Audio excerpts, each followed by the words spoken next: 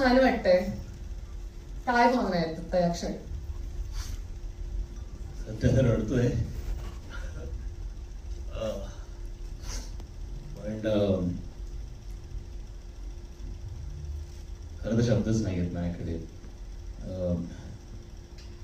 तू म्हणाली त्याप्रमाणे जे झालं त्याची उजळणी खरंच नको, पण मला असं वाटतं असं तर कुठल्या वैऱ्याबरोबर पण होऊ नये. पण खूप लोकांचे प्रेम, खूप आशीर्वाद, प्रचंड जप, प्रार्थना आणि अजून काही काही लोकांनी जे सगळं माझ्यासाठी केलं, मला वाटतं म्हणजे या जन्मात तरी मी हे ऋण फेडू शकणार नाही लोकांचं. आणि खरं तर नवीन जन्म आहे, टेक्निकली या जन्मात तरी व्हायला पाहिजे. पण I am really thankful to everyone for keeping me alive, most importantly. And I am very happy, you know, ज्यांनी कोणी हे लिहिलंय पत्र, त्या सगळ्यांच्या भावना त्याच्यामध्ये ज्या मांडल्या आहेत त्या खरंच अप्रतिम लिहिलंय. म्हणजे मी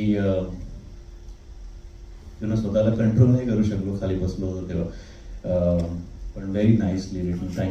thank you so much for everything.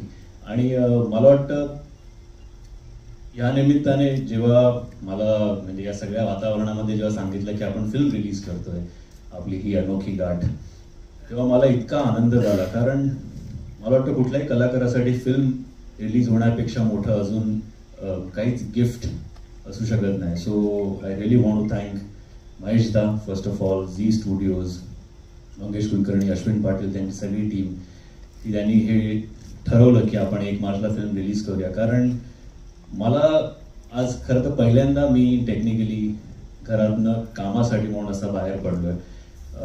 मागे एकच दिवस मी तो इंटरव्ह्यू केला, पण त्यानंतर पडलो नव्हतं. सो माझ्या मनात पण थोडीशी धाकधूक होती. पण मला वाटतं आपले सगळे लाडके ओळखीचे चेहरे बघून मला खरंच खूप मजा आली. So thank you once again. मला वाटतं आपण ट्रेलर बघूया, कारण मी पण खूप उत्सुक आहे ट्रेलर बघण्यासाठी. Thank you so much Shreyas. एकदा जोरदार टाळ्या प्लीज श्रेयस करतो त्यांच्यासाठी. मी तुम्हाला बसण्याची विनंती करते.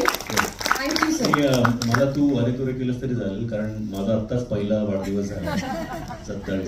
Okay, thank you so much. Darling. Thank you so much. We love you too. I love you too. Thank you.